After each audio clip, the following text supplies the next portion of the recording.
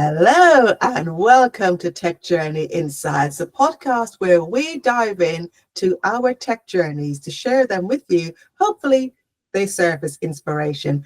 My name is Beverly Clarke and I'm joined by co-host Rebecca Franks.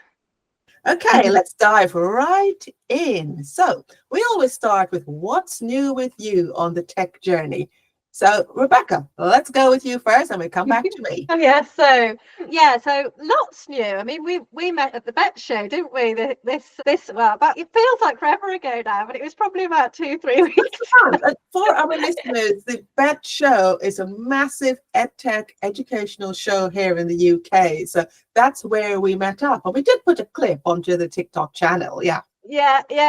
So that was quite fun. We were on the Yuki stand, and Epic Games asked us if we could go on their stand with Yuki for a couple of hours slot, and we talked about lots of things to do with Unreal Engine for Fortnite, and we also talked about a new free and open source programming language, which is 3D creation tool, which is called Clarke. So this is our exciting stuff. Is we've got some. Wow, hold on, let's have a look at it. Oh, go back a bit. Oh, perfect there. Oh wow, okay. I like a lot, yes. Yeah, so we've got some leaflets, we've got a little very cool holographic sticker. So we got some branding sorted.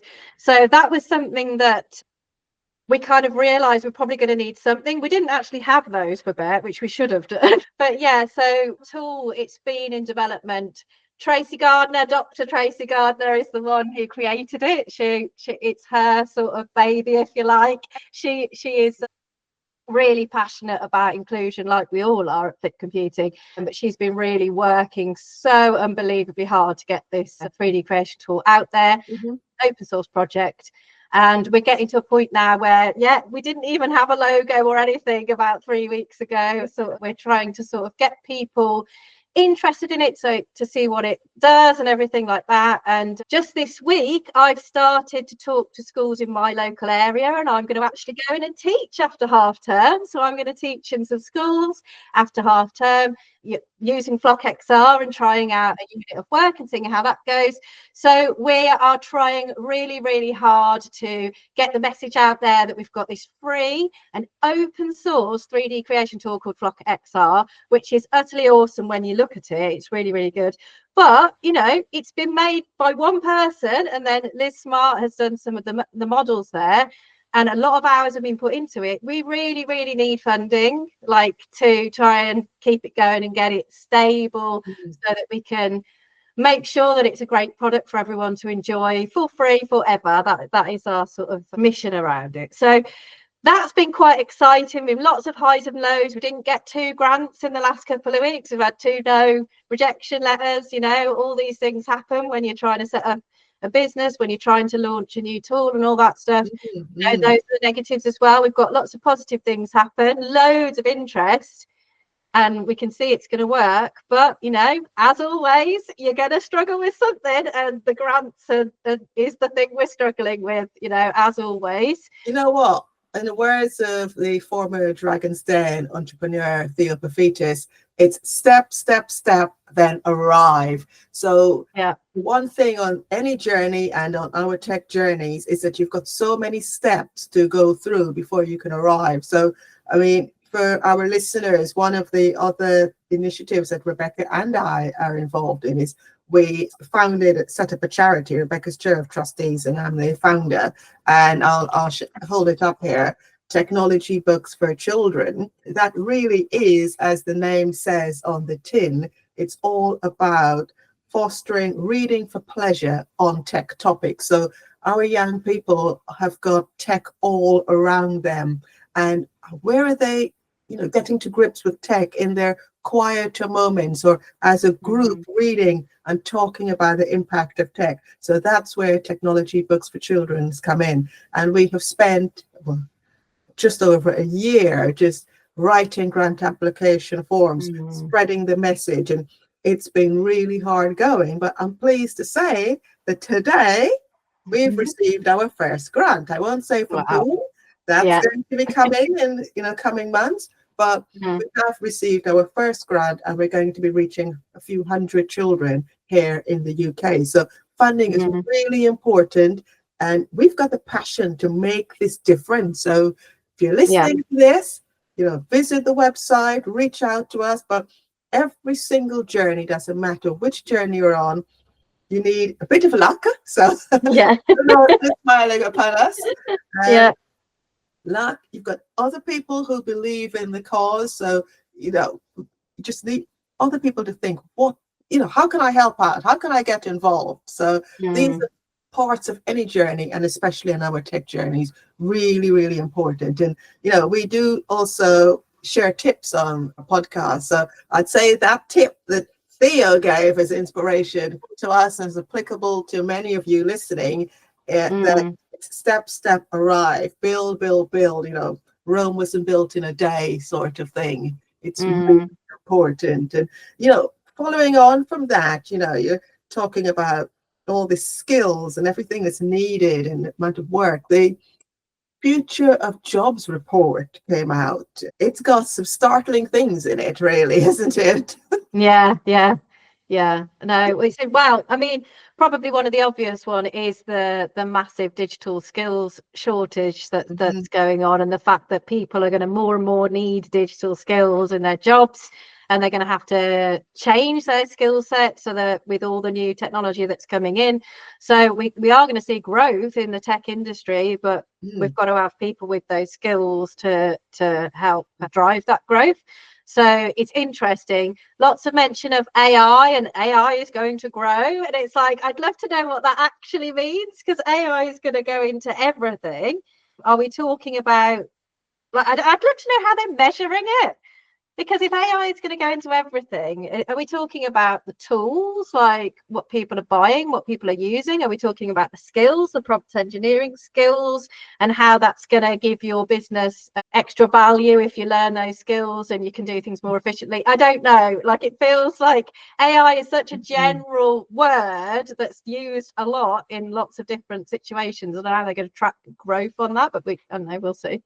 I suspect the answer lies somewhere where those things merge, which is why with my consulting hat on, I'm talking about in education, teaching about AI, teaching with AI. It's all the different applications and the ways in which AI is being used and what we need to know. So, I mean, I'm just looking here on my screen. I've got, what's going on, some of the core skills in 2025 alongside the skills on the rise. So at the top we've got AI and big data, so it's all Internet of Things is contributing greatly, networks and cyber security. And I'm really interested, it's great to see technological literacy. I think that's where the books come in for young people. What is technological literacy? Are young people actually connecting with understanding, being technically literate and digitally literate? And it's just not young people, it's also grown-ups also. And delving in further, the skills such as analytical thinking, resilience, flexibility and agility, leadership, and social influence. So there's 26 skills on that list. So I'd encourage anyone to go and have a look at that report, because it's going to help you with future proofing. And I would say that's another tip that I'd offer anyone on their journey, in a tech journey, is to ensure that you know where you are heading against what is going on within the market. So it's a balance, really, to ensure that we remain relevant, because there's a lot of change going on, and that change, it comes with issues, really. So, and us human beings, we're being buffeted by the massive advancement that's taking place, Yeah, definitely. So we were having a catch up recently, weren't we, about some of the other things we've noticed on the tech journey. And I think you were probably suffering a bit worse with a cold. Yes. Yeah, well, that's it. So so I work remotely, you work remotely most of the time, don't you? Yes. But every so often we do have to leave our houses. We do. Yeah.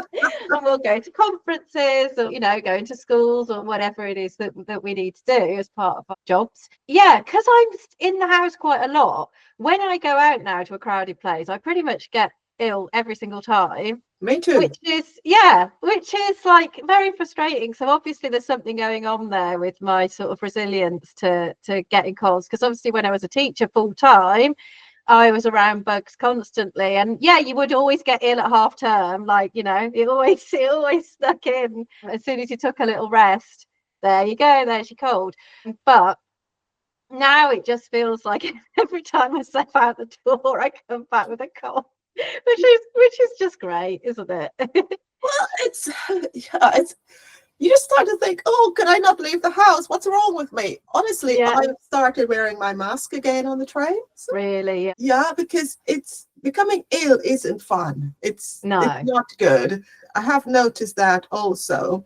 I mean, and that's also balanced with, well, unbalanced rather, with the fact that when you work from home and you work for yourself in an entrepreneurial style, you could end up doing too much. So you're it's an unbalance, I think. So you go out, catch a cold, and then you're also working at home doing much, because it's like, chug, chug, chug the wheels.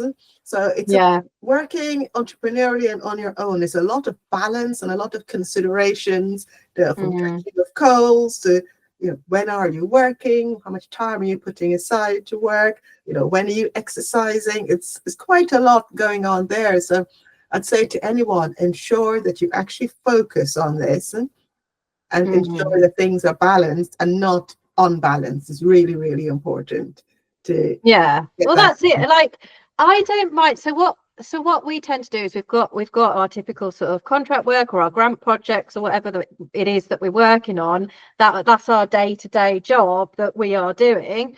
But then if I want to do some work at the weekend, it's usually something a bit more creative, that's sort of more kind of my own, that I've got more sort of autonomy over. So like obviously with Flock XR, it's a really fun tool to just play around with. So I'll just make some projects in it and I'll see how it's working and what kind of ideas can I come up with, or writing the lesson plans for the unit of work. I love writing lesson plans. And I tell you what, the thing that worries me the most is all this AI sort of rhetorical, whatever the word is, where it's going to reduce teacher workload by writing lesson plans for teachers. And I'm like, for me, the joy of teaching is coming up with those creative ideas. It's looking at your class, it's looking at your school environment that you're in, your community, and it's coming up with amazing creative ideas that are going to really inspire and engage that class in front of you. So if you're like just generating lessons with AI, I mean, depending on how you do it, because you can do it well with AI, like, that is possible. But if you're just literally going, write me a lesson on binary, using it, like, to me, that's all the passion and creativity is disappearing. And I doubt there are many teachers out there that are actually doing that. And I really do, because you'd look at the lesson and you'd be like, there's no way I'm teaching this. It's really dull and boring.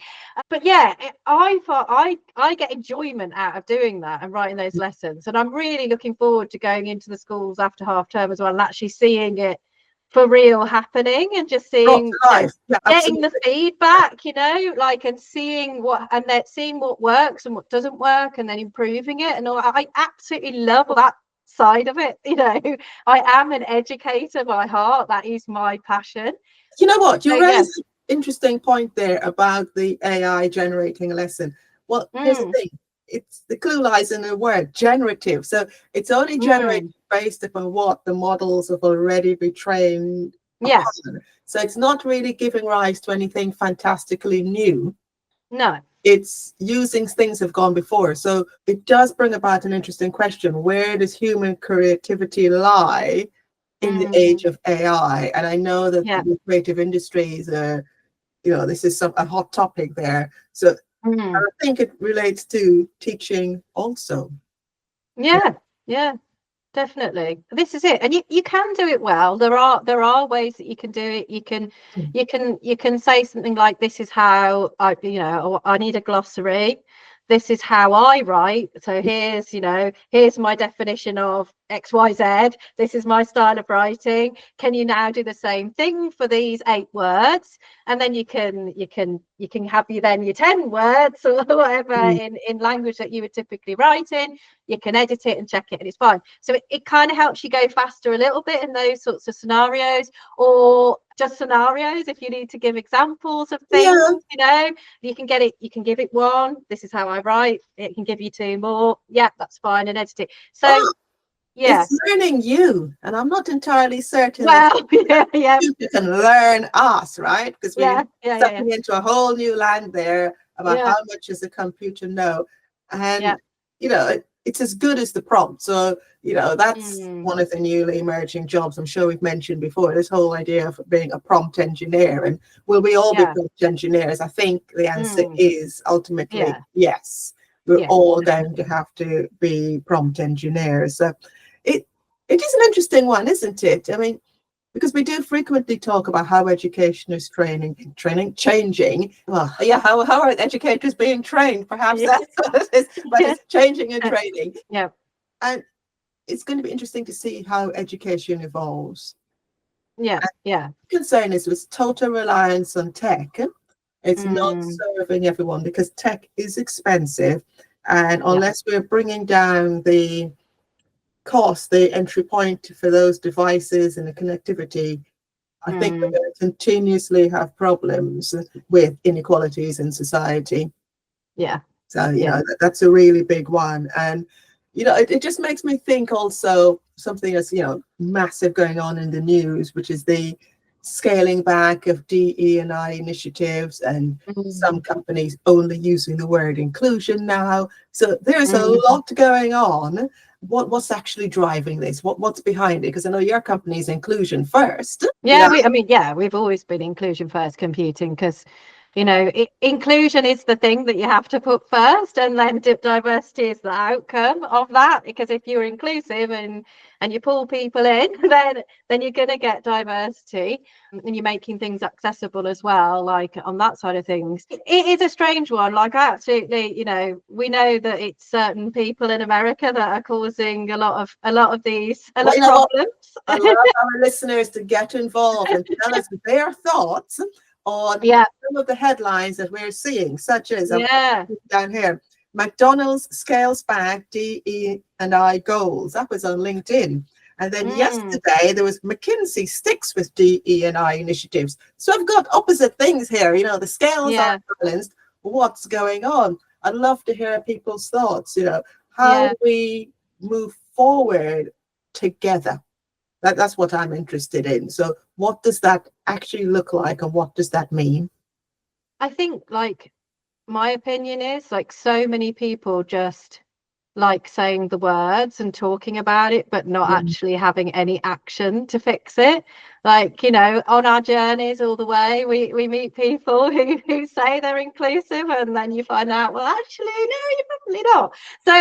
So you learn these things as you go. Like, it's all well and good to use these words, but if you're not providing action, if you're not driving systemic change, really, like, do you even have the right to use those words, really, if you're not actually actively trying to solve a problem? Like, that there is a lot of that going on. Like, one of my biggest bugbears is role models, in terms of role models that young people can't even relate to. And it's just a poster on a wall in a classroom, and that's it. Like, you need role models, and actually the studies on near peer role models are the most effective with young people. So finding someone a couple of years older that can mentor and support in that way, which then puts a lot of ownership on the girl or whoever it is to mentor someone. You've got to think about that impact too.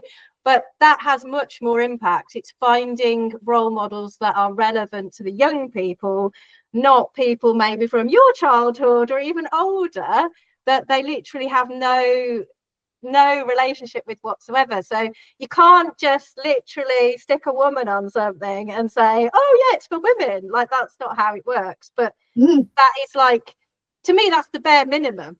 Like, everyone. I agree. I do agree with you. Yeah. It's we need multi-generational, and also, when I've spoken to my own children when they were teenagers and said, well, who's influencing you in tech or something like that? And the answers were completely different from what I had thought of. So when I was teaching, I used those examples in the classroom that my children had given me, and there was a completely different reaction from my learners. If I had gone in with examples from my youth, there would have been a disconnect. Just being really aware. Awareness is key. And having that reflection and that curiosity to go and find out also, and not being scared, because sometimes things are presented to us very differently from what we've grown up with.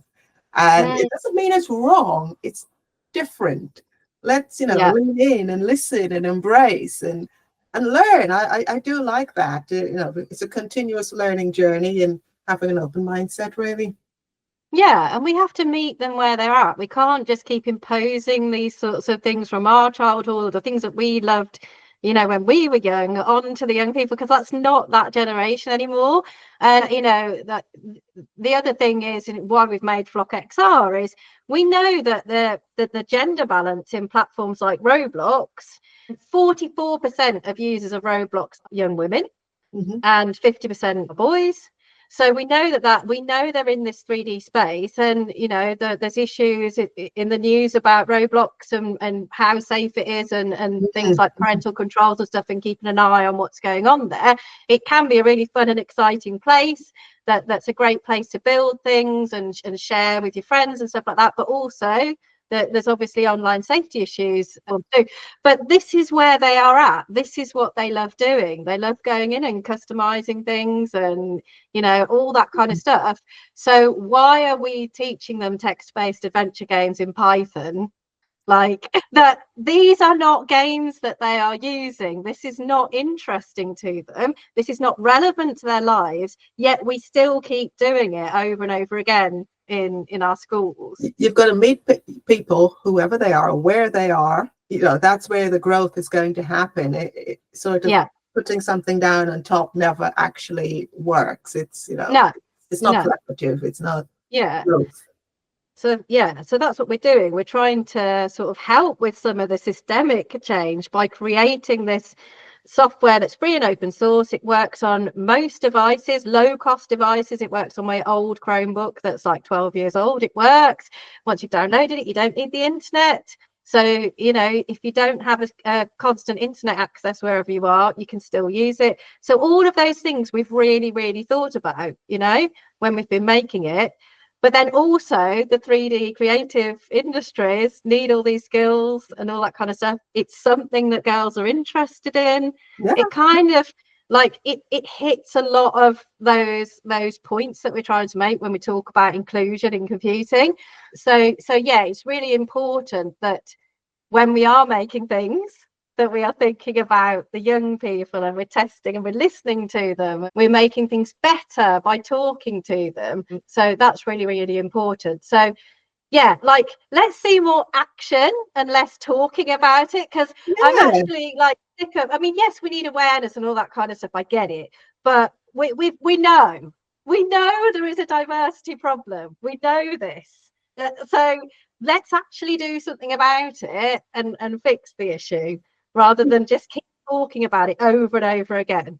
And there's so many different groups which are affected, A couple of weeks ago, I was giving a talk on inclusion and looking at different groups. And, we've got, if you take it, just you look at me, you'll say, okay, I can see women, I can see over 50s, I can see, there's different ethnic groups and so forth. There's people with disabilities, and you could start breaking that down into different types of disability. And somebody may sit and say, oh, well, none of that's got anything to do with me. But then all of us eventually are going to become elderly.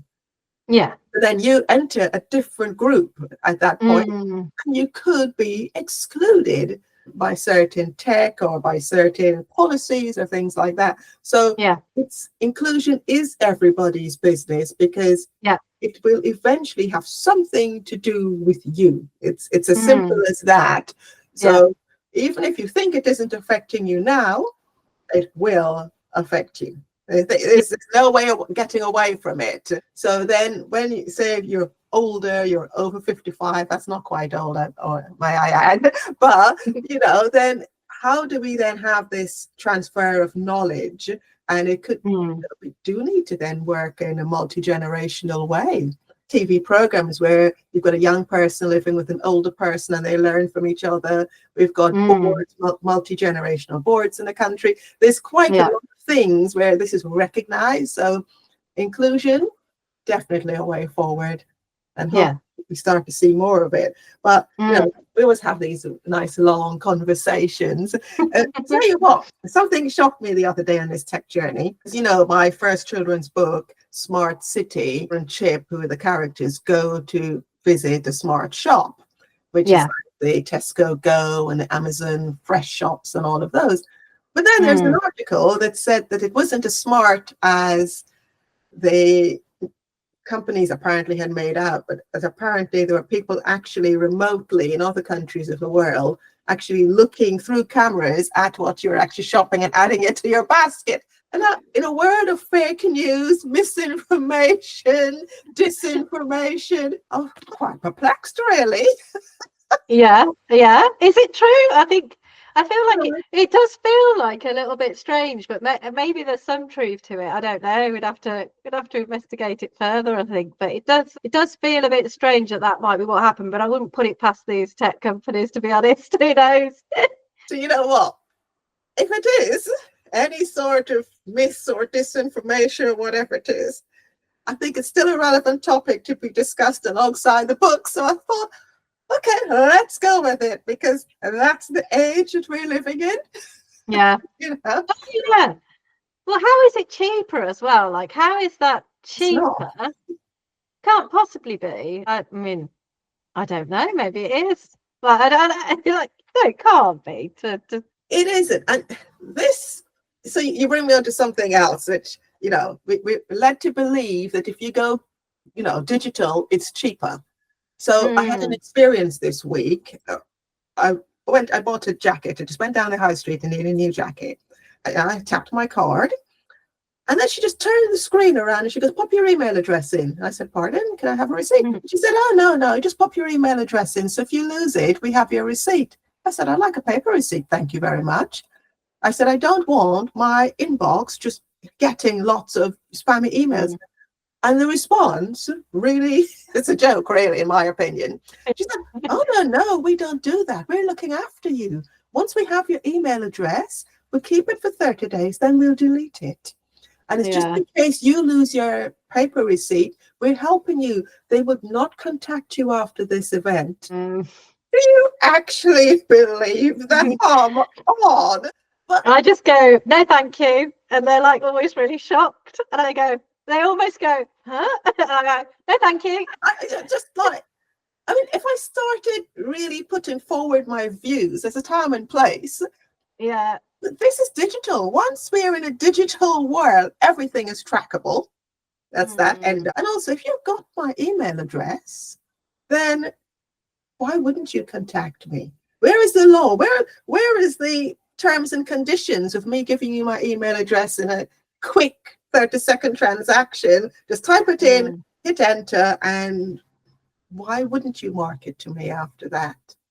You visited me with the jacket. Maybe these trousers will then suit that jacket. And on it goes. And I tell you what, unsubscribing doesn't make a difference.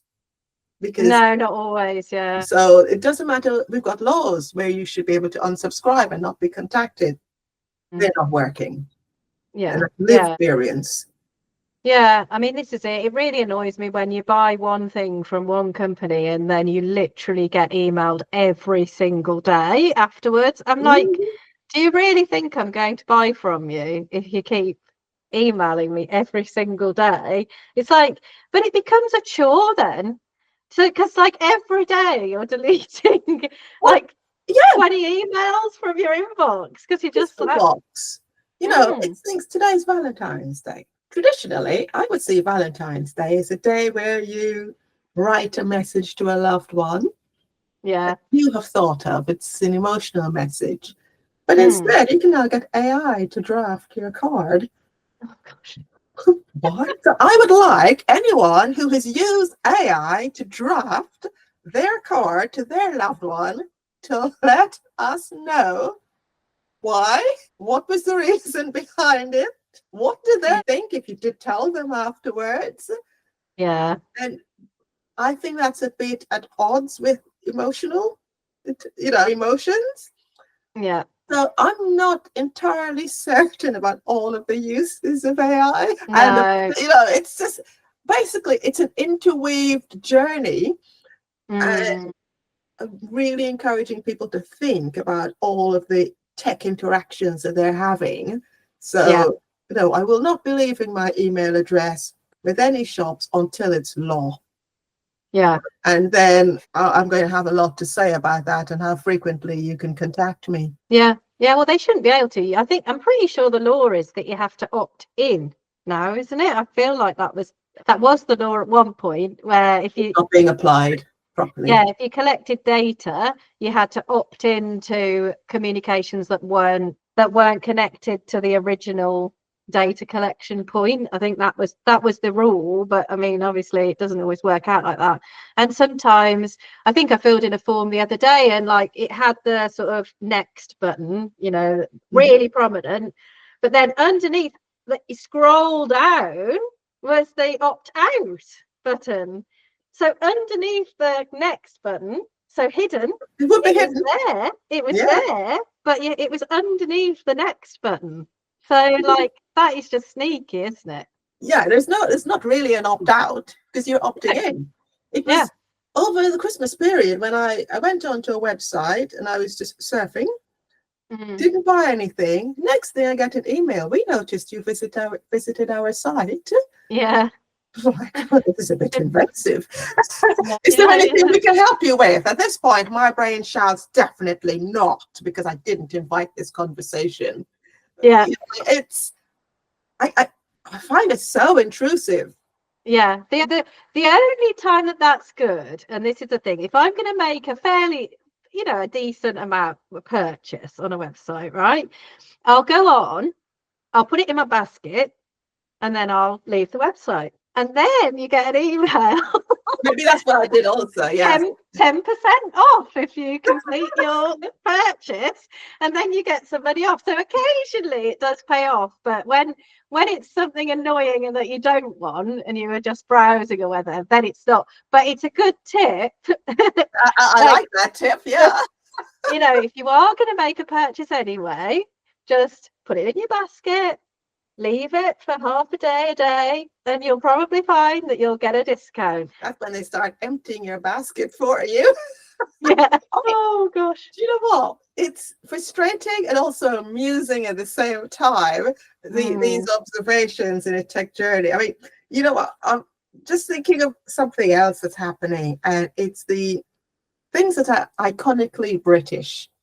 So I want to go. Let's go back and forth. There's a few things iconically British that are changing. Okay, is the root of it. So the phone box, the red phone box. Right. That's what. Was it always red? Has it changed red? Oh no, was it red originally? Yeah, it was, wasn't it? It was red, and then and then it was like a BT phone box. BT one, yeah. So, red phone boxes, iconic phone boxes have just disappeared with their mobile phones. So that's changed. So the landscape is changing. We've still got red post boxes, but Royal Mail is now doing like these lockers similar to InPost type lockers. So that's to service all the people and all the parcels that we've have delivered now. So that's being trialed in London. So when that starts being rolled out, then again we've got another changing of iconic things because post is already dwindling in that letter format with more parcels. So the changes iconic there. The black cab. My brother-in-law is a black cab driver in London. Years ago, it was learning the knowledge and knowing all the streets and so forth. A lot of black cab drivers have had to start using lots of different apps now. So while it's not visible on the outside necessarily, inside at least they're having to use many more apps to manage and compete against Ubers and all of that, you know. You know, those are just 3 examples of the changing landscape. So again, keep encouraging anyone to delve into the journey that they're on. That's why I wrote my Udemy course on artificial intelligence and empowering you, you know, because every single sector is being affected by tech. And, you know, a lot of the tech is AI, but there's lots of other stuff going on. I tell you something else that I heard. I was at a meeting recently, and insurance companies, they're having to combat AI fraud. And I went, really? Well, what do you mean? And it's things like people creating invoices using AI tools. So this had never even occurred to me. My brain doesn't work like this. But so you know, you could have a water leak in a house. Touch wood, I don't have one of those. But say the bath overflow. Actually, that did happen here, and you get a stain on the ceiling. That's a legitimate claim. You make a claim, but people are now just, you know, writing, my bath overflowed, I've got a stain on the ceiling, and the insurance company traditionally says send in photographic evidence. Just create that evidence on AI, send it, and they say, well, then you need to get a quote from someone to repair that. They go, yep, here are 3 quotes created by AI. Right? So this clearly is a business model for some people. And then the insurance companies now need to combat that. Because don't forget, there was obviously a level of trust, and there wasn't always someone sent out to assess the damage. So maybe now there's going to be more investment in A, assessing a damage, with a human seeing it, and B, also checking if any of those, you know, invoices or anything, images they're sent, checking the digital, you know, stamps on them to see what's going on. So there, if you want to know how life and society is changing, that's a job area that didn't fully exist, but now it does. So I like these real life case stories. And I've shared that with a few friends, and they're like, oh my gosh, is that a thing? I said, it is a thing. Unbelievably. So every single sector has got some tech related change. And it's frustrating really, because we've like sort of got this kind of Gen AI issue with all, you know, in creating it and using it and training and ethical issues, but then it's creating loads of problems, which is then creating more work for people. A vicious cycle of, you know, what is the point in this really? You're playing catch up all the time, you know. It's amazing, it's constant. But anyway, we've been nattering away today. Always I quite enjoy these chats, and I hope that whoever's listening to this podcast is, you know, having your curiosities piqued and just thinking, well, what is actually going on? Because I encourage curiosity all the time. And actually, I've got one more thing to share before we go. So I've got my coaching tips for self-development and their reflection points all the way through. I do think we need to focus on developing ourselves in this age of tech and AI. So I'd encourage anyone to have a look. But apart from that, I think, you know, I need to keep pondering some of these things like digital receipts. Well, I think we'll bring it to a close today. Thank you so much for listening to us involved on your YouTube shorts, our TikTok channel. Listen to the podcast on Spotify. Give us a like. We'd love that feedback. Ask questions. And we look forward to seeing you soon in another episode very soon. So from me, Beverly Clarke, thank you for joining us. And it's Rebecca Franks. Thanks for joining us, everyone. Okay, thanks. Bye. Bye.